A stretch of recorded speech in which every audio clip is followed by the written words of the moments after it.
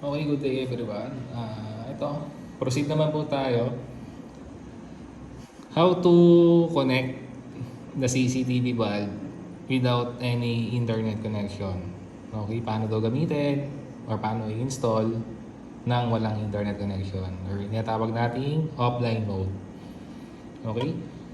So basically, unang-unang gagawin natin, yan, kailangan natin si B380 Pro. Punta tayo sa Google Store or Play Store or App Store.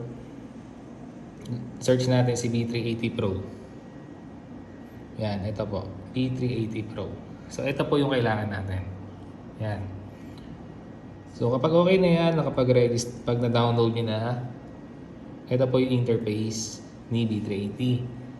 So, unang-una natin gagawin, syempre kailangan muna may internet yung cellphone natin. Download, mag-data po muna kayo, mag-load or connect po muna kayo sa internet para ma-download natin at makapag-register tayo. Okay, so click natin register. Ano ba yung country? Yan, click natin yung country. Syempre Asia. Yan. Check natin yung email.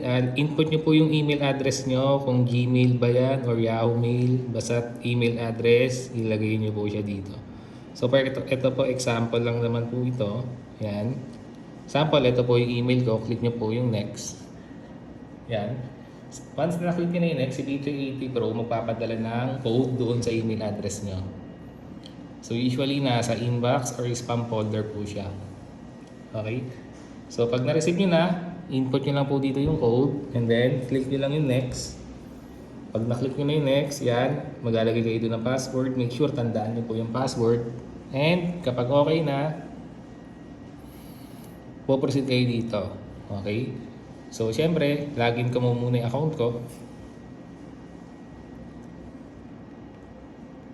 Yan. So, pag na-login ko na, yan. So, ito na po yung aking B380 app.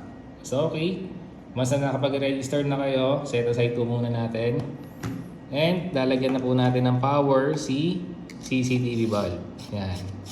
And yung receptacle po ng bulb, kahit yung mga receptacle sa bahay nyo, pinagtanggalin nyo ng mga bombilya, basta't may power, pwede po yan.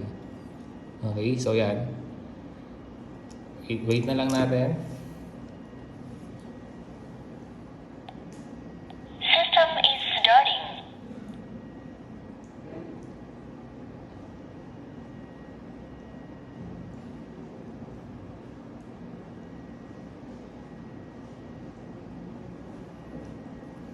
Yan, wait na lang po natin.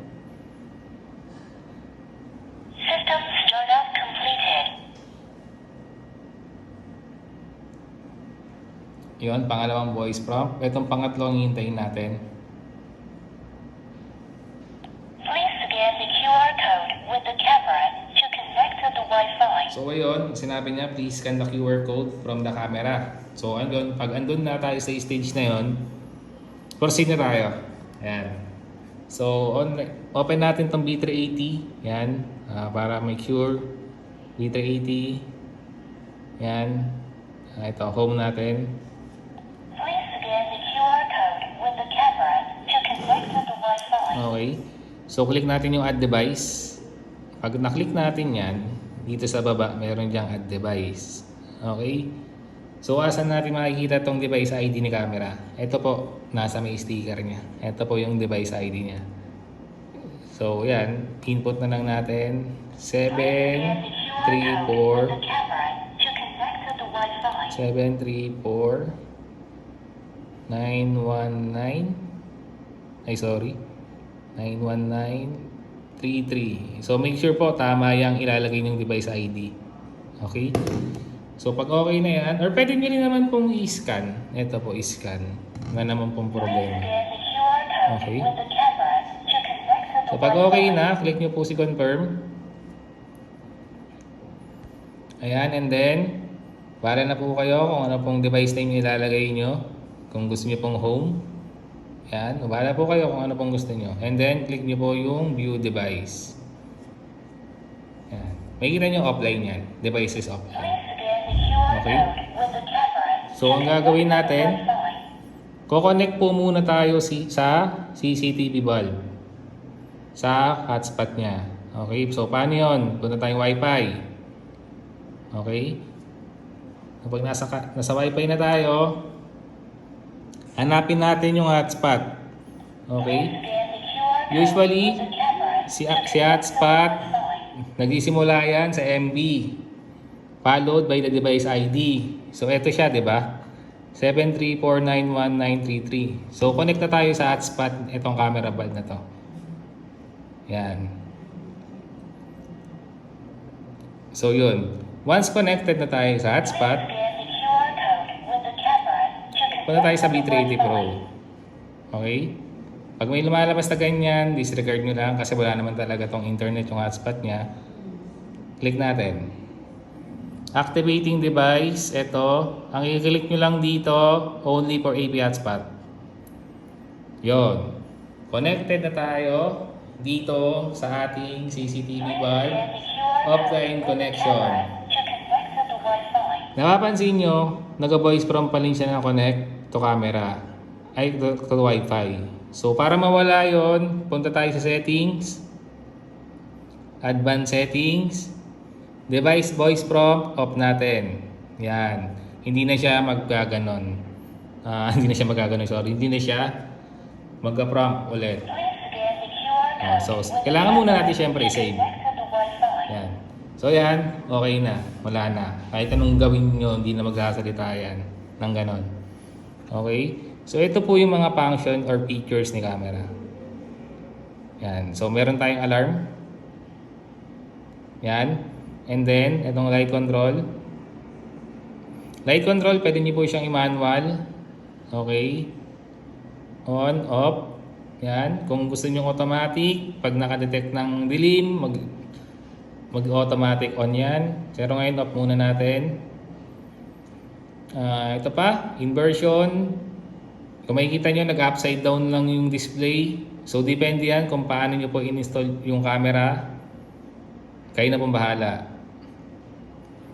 Si image setting, always pong naka-auto lang to. Okay? Bakit? Kasi ayun po yung para sa night vision. Paano po yung night vision? So, sa night vision, for example, ito. Yan. Kung makikita nyo, black siya. Yan.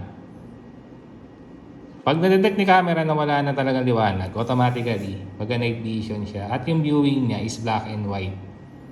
Okay? So, ayun po ang ginagandaan dito. Meron po siyang night vision. And pag na-trace po ulit ni camera na okay na, may liwanag na ulit, automatically babalik po siya dun sa default color niya. Okay, si night vision po, kahit hindi na visible sa mata nyo, visible pa rin po kay camera yon, black and white nga lang. Okay? So, yun po yung kahalagahan ni night vision. So, very helpful yan sa mga, for example, may bodega kayo. Sample lang naman po, may bodega kayo, yan. Pinapatay nyo yung ilaw. Siyempre, for the saving. Ito po, mas maganda po yan. Kasi kahit sobrang dilim or hindi visible sa mata nyo, kitang-kita pa rin po sa camera yung mga object. Okay? Ano pa po? Ito po, yan. Ito po yung tinatawag na two-way audio. Pag in-click nyo po to, itong speaker icon na yon, marinig nyo po, live, yung kung ano ba yung nare-record or nare-recognize na voice or sound ni camera. Okay? Ngayon, ito naman pong speak. Hello, hello. Pag in-click nyo naman po itong speak, magsasalita kayo dito sa cellphone nyo, lalabas naman po sa speaker ni CCTV. Okay? And then, ito naman po, display mode. Kayong bahala kung ano pang display yung gusto nyo. Marami naman po siyang iba't ibang klase. Yan. Okay? So, yun. Kayo na pong bahala kung ano pong gusto nyo display ang ilagay. So, yun nga lang po. Ayun lang po ang paano mag-setup without any internet connection. So, syempre, ma-access lang po natin siya kapag malapit tayo sa camera. Okay? Dapat nakakonect tayo sa hotspot ni camera, una, bago natin siya ma-access. Yun nga lang po, since walang internet connection, hindi natin siya mabview kapag nasa ibang area tayo. Okay? So, yun lang naman po ang paano siya i-connect through offline mode or no internet connection. So, yun na naman po ang ating step by step. Thank you po.